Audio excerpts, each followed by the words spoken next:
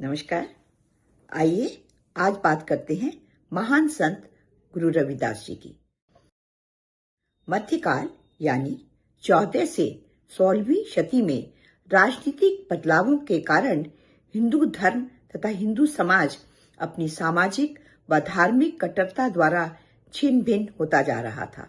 कर्मकांड, छुआछूत, जात पात, ऊंच नीच आदि के कारण भारतीय संस्कृति की मूल भावना ही नष्ट होती जा रही थी। धार्मिक दशा चिंतनीय थी। ऐसे संकट काल में महापुरुष स्वामी रामानंद जी ने उत्तराखंड में भक्ति आंदोलन चलाया।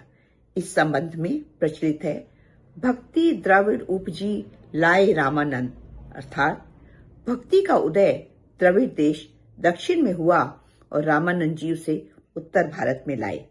संत नाभादास जी के अनुसार स्वामी रामानंद जी के प्रमुख 12 शिष्यों में कबीर और रविदास के नाम हिंदी के संत भक्त कवियों में सबसे अधिक प्रसिद्ध हैं। रामानंद जी ने इनको काशी में रहकर समाज सेवा, धर्म व भक्ति का प्रचार करने का आदेश दिया था।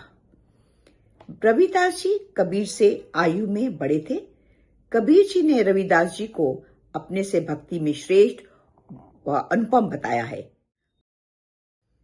एक बार जब ब्रह्म ज्ञान के बारे में कबीर जी से पूछा गया तो उन्होंने बताया, मैं बच्चा था, माँ की गोद में चढ़कर रास्ता पार कर आया हूँ। रविदास से पूछो, वे बड़े थे, माँ ने उनके सिर पर कुछ कट्ठर भी रख दिए थे, वे ही रास्ते का मर्म बता सकते हैं। मैं तो आया माँ की गोद में, क्या जानू मारक क्या होए, राह पूछो रैदास से जिन गठरी लाए ढोए। शांत सिद्ध संत कवि गुरु रविदास जी का जन्म चंद्रवंशी चर्मकार जाति में बनारस के पास मंडूर गांव में हुआ था। उनके पिता का नाम मानदास था, जो कि राघव अथवा रघु नाम से प्रसिद्ध थे। उनकी माता का नाम कर्मा देवी था। रविवार के माघ पूर्णिमा के दिन जन्म लेने के कारण उनका नाम रविदास पड़ा। बचपन से ही वे रात दिन भजन, कीर्तन, पूजा पाठ, साधु संतों की सेवा और उनके सत्कार में लगे रहते। ज्यों-ज्यों समय बीतता गया, प्रभु में उनकी लगन और अधिक बढ़ती गई। इस पर माता पिता को चिंता होने लगी। उन्होंने रविदास को जल्दी ही सांसारिक बंधनों में बांधना उचित समझा और उनका विवाह लोना देवी से कर दिया गया। वैवाहिक बंधन में बांध दिए जाने पर भी उनकी दिनचर्या जैसे साधु सेवा, सत्संग व ज्ञान अर्जन आदि पहले जैसी चलती रही। उनकी पत्नी लोना उन काम में बाधक न होकर साधक सिद्ध हुई, परंतु पिता को उनका ये व्यवहार अच्छा नहीं लगता। उन्होंने रविदास जी को खूब डराया, धमकाया व समझाया, पर उन पर इसका कोई असर न पड़ा। वो जो भी कमाते संत सेवा में लगा देते। संत नित्यानंद ने इसका जिक्र इस प्रकार किया है, पिता त्रासते बहुत समझावे, कुल करनी करी कछु न कमावे, बहु आदर करी संत बुलावे, मिले जो घर में सब भुगतावे। अंत में उनके पिता ने नाराज होकर उनको परिवार से अलग कर दिया, परंतु परम संतोषी और भगवत भक्ति में लीन रविदास जी पर इसका कोई असर न पड़ा। पिता द्वारा दी गई पिछवाड़े की जमीन में वे फूस की कुटिया डाल पत्नी के साथ वहां रहने लगे और साधु संतों की सेवा और भगवत भजन करते रहे। उन्होंने धन तथा सांसारिक ऐश्वर्य को कभी बड़प्पन की निशानी नहीं माना और एक सच्चे संत की तरह प्रभु प्रेम में मग्न रहते। एक बार एक साधु रविदास जी के यहाँ आया। उनकी साधु सेवा और भगवत भक्ति से बहुत प्रभावित हुआ। उन्हें इतनी गरीबी में इतना कष्टमय जीवन जीते देखकर उन्हें पारस मणि देते हुए कहा, इसे संभाल कर रख लो, इससे लोहा भी सोना बन जाएगा। परंतु रविदास जी ने उसे लेने से इनकार कर दिया और कहा, माधवे पारस मणि ले जाओ, मोही सोने का नहीं चाओ। अंत में साधु यह कहकर कि इसे जब चाहे प्रयोग में ले लेना, पारस को छप्पर में खोसकर चला गया। कहते हैं 13 महीनों के बाद घूमता हुआ जब साधु रविदास जी के पास दोबारा पहुंचा तो उन्हें तब भी गरीबी में जीवन व्यतीत करते देख बहुत हैरान हुआ। तब उसने उस मणि के बारे में पूछा। रविदास जी ने उत्तर देते कहा, आप जहां रख गए थे वहीं होगी। पारस को छप्पर में अपने स्थान पर पड़ा देख साधु उनकी संतुष्टि व मोह माया से अनासक्ति देख हैरान रह गया।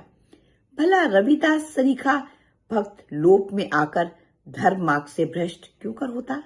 वो तो अपने हाथ से काम करने को भी प्रभु से मिलने का एक साधन मानते थे। जैसा कि उन्होंने अपनी साखी में कहा, जिह्वा सो अंकार जब हथन सो करकार, राम मिले ही घर आई कर, कही रविदास विचार।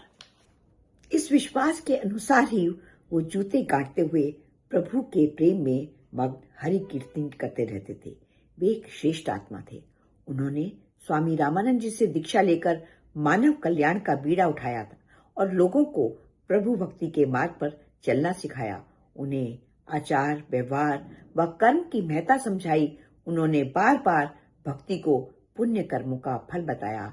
इसी प्रकार के भक्ति भाव, सात्विक विचार, उदार एवं शांत स्वभाव, मोह माया से अछूते संतोषी जीवन के कारण रविदास जी की गिनती प्रसिद्ध भक्तों में होने लगी।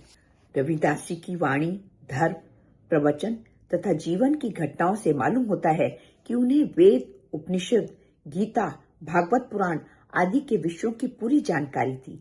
उन्हें फारसी की भी जानकारी थी। अपने वाणियों में उन्होंने सभी भाषाओं के शब्दों का खुले दिल से प्रयोग किया, जो कि उनकी भाषाओं के ज्ञान का परिचायक है। धार्मिक साधनाओं से भी वे परिचित थे, जैसा कि उन्होंने कहा है। गुरु रविदास जी समाज सुधारक भी थे। वे मानव समानता का उपदेश देते अपने गुरु रामानंद जी के क्रांतिकारी विचारों से पूर्णतः सहमत थे। उन्होंने कहा, जन्म जात को छाड़ करी, करनी जान प्रधान, इहो वेद को धर्म है, करे रविदास बखान। वर्ण व्यवस्था पर उनके विचार हैं। ब्राह्मण खत्री बैस सूद, रविदास जन ते नाही, जो चाहे सुबरन कहू, पावई कर मन माही। रविदास ब्राह्मण मति पूजिए, जऊ होवे गुणहीन, पूजे ही चरण चंडाल के। रविदास ब्राह्मण मत पूजिए, जऊ होवे गुणहीन, पूजे ही चरण चंडाल के, जऊ होवे गुण परवीन। ब्राह्मण व अन्य ऊंची जाति के लोग ऐसी बातें सुनकर तिलमिला उठते। उन्हें रविदास जी का चमार होकर प्रवचन, धर्मोपदेश आदि देना फूटी आंख न भाता था। ऐसे काम को धर्म विरोध कहकर उन्होंने काशी नरेश से शिकायत की। राजा ने रविदास व उनके विरोधियों दोनों को दरबार में बुलाया। दोनों का वाद विवाद हुआ, जिसमें ब्राह्मण हार गए। राजा रविदास से बहुत प्रभावित हुए। काशी नरेश ने जहां शिकायत करने वालों को डांटा फटकारा, वहीं रविदास जी का गुरुवत सम्मान कर उन्हें सेवा सत्कार पूर्वक विदा किया। इससे रविदास जी की प्रसिद्धि व सम्मान और भी अधिक बढ़ गया। उच्च वर्गीय लोग भी उनका आदर करने लगे। यह भी कहा जाता है कि काशी नरेश के दरबार में वाद विवाद में अपराजित होने पर ब्राह्मणों ने एक अन्य प्रस्ताव रखा। उन्होंने कहा कि भगवान की मूर्ति को सिंहासन से जो अपने पास बुला लेगा, वही सच्चा भक्त सिद्ध होगा तथा विजयी माना जाएगा। जब ब्राह्मणों की पुकार पर मूर्ति सिंहासन से हिली तक नहीं, तब रविदास जी से कहा गया कि वे मूर्ति को सिंहासन से अपने पास बुलाएं। यद्यपि रविदास जी ऐसी करामात दिखाने में विश्वास नहीं रखते थे, फिर भी राजा के कहने पर भाव विहीन होकर उन्होंने प्रभु को पुकारा और प्रभु की मूर्ति उनकी गोद में आकर बैठ गई। रविदास जी की श्रद्धा पूर्वक प्रार्थना भगवान ने स्वीकार की और मूर्ति उनकी गोद में आ विराजी। दर्शक चकित रह गए। राजा ने अपने सिंहासन से उठकर रविदास जी के चरण छुए। इस घटना के पश्चात लोगों की रविदास जी के प्रति श्रद्धा भक्ति और भी अधिक बढ़ गई।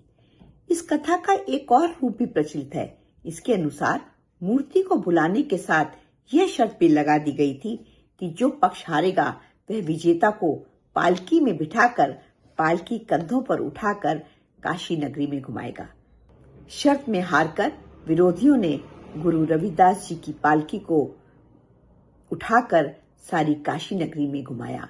तब हजारों श्रद्धालु रविदास की जय जयकार करते पालकी के पीछे चलने लगे। तब गुरु रविदास जी भगवान के गुणगान करते हुए कहने लगे, ऐसी लाल तुझ बिन कहूं करे, गरीब निवाजूं गुसैया, मेरा माथे छत्र धरे। एक अन्य प्रसंग भी इस प्रकार है। एक बार गुरु रविदास जी गंगा तट पर बैठे राम द्वारा भव सागर से पार हो जाने का उपदेश दे रहे थे। कुछ ईर्ष्यालु व्यक्तियों ने उन्हें नीचा दिखाने के लिए बीच में ही टोक कर कहा, महाराज, भव सागर से पार हो जाने की बात दूर रही, इससे जरा एक पत्थरी को तो जलधारा में तिराकर दिखाओ, इस बात की सच्चाई हम तब मान जानेंगे। कहते हैं रविदास जी ने एक पत्थर की शिला उठाई, उस पर राम लिखकर उसे जलधारा में छोड़ दिया। लोगों ने आश्चर्यचकित होकर देखा कि शिला सचमुच ही जल के ऊपर तैर रही है। इस बात को रविदास जी ने अपनी साखी में इस प्रकार कहा है, मूर्ति माही बसे परमेश्वरु, तो पानी माही तिरे रे, झूठी माया जग डहकाया, तीनी ताप दहे रे। कहे रविदास राम जपी रसना, माया कैसे संग रहे रे। रविदास जी के भक्तों व प्रशंसकों में सभी वर्ग के लोग, जाति के लोग थे। उनके क्रांतिकारी विचारों, विशेष रूप से जात पात विरोधी उपदेशों पर बहुत लोग अमल भी करते, परंतु कई उनके सामाजिक विचारों को अपनाने में संस्कारवश संकोच भी करते थे। एक बार ऐसे ही एक सेठ गुरु रविदास जी का प्रवचन सुनने आए। सत्संग की समाप्ति पर भगवान का प्रसाद बांटा गया। सेठ जी ने प्रसाद तो ले लिया, परंतु चमार का छुआ जानकर घृणावश सबकी नजरों से छिपाकर एक और फेंक दिया। कहा जाता है कि प्रसाद के अपमान करने पर उस सेठ को कोढ़ हो गया। अनेक उपचार कराने पर भी वह ठीक नहीं हुआ, तो अंत में रविदास जी की शरण में गया। उन्हें सारी बात सच सच बताकर क्षमा याचना करने लगा। सर्वहितकारी परम दयालु गुरु रविदास जी ने तब प्रभु से प्रार्थना की। उनके आशीर्वाद से सेठ जी का कोढ़ ठीक हो गया तथा उनकी घृणा भाव भी जाता रहा। एक बार एक ब्राह्मण किसी पर्व पर गंगा स्नान के लिए जाते हुए जूती गठवाने की एक दमड़ी देते हुए वह रविदास जी से बोला, भक्त जी चलिए गंगा नहाकर पर्व का पुण्य प्राप्त कराते हैं। रविदास जी ने मुस्कुराकर जवाब दिया, देवता, मैं तो गंगा माई के नित्य दर्शन करता हूँ और घर बैठे ही गंगा स्नान का पुण्य प्राप्त करता हूँ। मैं तो ये मानता हूँ कि मन चंगा तो कठौती में गंगा, परंतु फिर भी आप ये दमड़ी मेरी ओर से गंगा माई को भेंट कर देना। ब्राह्मण ने जब रविदास जी की भेंट चढ़ाई तो स्वयं गंगा माता ने हाथ बढ़ाकर भेंट स्वीकार की। साथ ही एक बहुमूल्य रत्न जड़ित सोने का कंगन देते हुए कहा, यह कंगन भेंट की स्वीकृति के रूप में रविदास को दे देना। यह सब देखकर ब्राह्मण आश्चर्यचकित रह गया। कंगन देखकर उसका मन बेईमान हो गया। कंगन रविदास को न देकर उसने उसे एक बनिए के हाथ बेच दिया। इस अद्भुत कंगन की बात राजा तक जा पहुंची। राजा ने वह कंगन मंगवाया, उसे देखता ही रह गया। उसने कंगन अपनी रानी को दिखाया। तब रानी वैसा ही दूसरा एक कंगन लेने के लिए जिद कर बैठी। तब उस ब्राह्मण को बुलाया गया। तब डर के मारे उसने सारी बात सच सच बता दी, किस तरह से ये कंगन मिला और मैंने वो बेईमानी की। रानी ने झट उस कंगन को पहन लिया और वह वैसे ही दूसरे कंगन के लिए हट करने लगी। राजा ने कंगन बेचने वाले ब्राह्मण को दरबार में बुलाया। तब उसने डरते डरते सारी बात कंगन की उस घटना को सुना दिया। तब राजा ब्राह्मण को लेकर गुरु रविदास जी के पास पहुंचा और विनीत भाव से रानी की हट की बात बता वैसा ही दूसरा कंगन प्रदान करने की प्रार्थना की। ब्राह्मण भी गिड़गिड़ाकर क्षमा याचना करने लगा। रविदास जी ने मुस्कुराते हुए ब्राह्मण की ओर क्षमापूर्ण दृष्टि से देखा और फिर ध्यान मग्न हो गए। फिर उन्होंने अपना चमड़ा भिगोने वाली कठौती में हाथ डाला और वैसा ही बहुमूल्य कंगन रेत के कण लगे हुए मानो वह गंगा नदी से ही निकाला गया हो, वहां राजा को दे दिया। वहां उपस्थित सभी लोग रविदास जी की जय जयकार कर उठे, जिनसे उनकी कीर्ति बढ़ती व फैलती चली गई। गुरु रविदास जी की बात हो और उनकी शिष्या मीराबाई का जिक्र न हो, ऐसा तो संभव नहीं हो सकता। मीरा ने स्वयं अपने पदों में रविदास जी का गुरु रूप में जिक्र किया है, जैसे मीरा ने गोविंद मिलिया जी गुरु मिलिया रे दास, मेरा मन लागो गुरु सो अब ना रहूंगी अटकी, गुरु मिलिया रे दास जी दीनी ज्ञान की गुटकी। अपने अंतिम दिनों में मीरा के अनुरोध पर गुरु रविदास जी सपत्नीक चित्तौड़ आकर रहने लगे थे। एक दिन नित्य की भांति गुरु रविदास धर्मोपदेश कर रहे थे। संयोगवश उस दिन कट्टरपंथियों के विरोध ने कुछ उग्र रूप धारण कर लिया। वे उन्हें यज्ञोपवीत रहित अब्राह्मण तथा धर्मोपदेश का अनाधिकारी बताते हुए बार बार बीच में टोक रहे थे। सहसा रविदास जी अपनी गद्दी से उठ खड़े हुए। उन्होंने अपना सीना चीरकर यज्ञोपवीत दिखाकर अपने ब्राह्मणत्व का परिचय दिया। उस समय दिव्य यज्ञोपवीत की करोड़ों सूर्यों जैसी ज्योति चारों ओर फैल गई। सब चकाचौंध रह गए। उस दिव्य ज्योति के विलीन होने के साथ ही गुरु सशरीर ब्रह्मलीन हो गए। केवल उनके चरण चिन्ह शेष दिखाई दिए। गुरु रविदास जी के ब्रह्मलीन होने का समाचार लेकर जब भक्त लूना देवी के पास गए तो उन्होंने देखा कि वे भी सशरीर अंतर्ध्यान हो चुकी हैं। यह घटना संवत 1584 विक्रमी में चित्तौड़ में घटी। तब गुरु रविदास जी की आयु 151 वर्ष की थी। मीराबाई ने अपने गुरु के पवित्र चरण चिन्हों को यादगार बनाए रखने के लिए उनके ऊपर छतरी बनवा दी। गुरु रविदास जी के सम्मारक रविदास जी की छतरी तथा रविदास जी के चरण चिन्ह चित्तौड़ में उनके श्रद्धालु भक्तों के लिए आज भी तीर्थ स्थान बने हुए हैं। वे बहुत बड़े भक्त ही नहीं बल्कि समाज सुधारक भी थे। उन्होंने मानव एकता, मानव समानता, सदाचारी जीवन व नैतिकता का संदेश दिया। उन्होंने वचन पालन पर भी बल दिया। मानव प्रेम में ही वे प्रभु का वास मानते थे। यही कारण है कि उन्होंने मानव सेवा को तप की संज्ञा दी। उनकी वाणी, प्रवचन व धर्मोपदेश आज भी उतने ही सटीक व बहुमूल्य हैं जितने की तप थे। सच्चाई तो यह है कि आज हमें रविदास जैसे गुरु व समाज सुधारक की और भी अधिक आवश्यकता है। जय हिंद।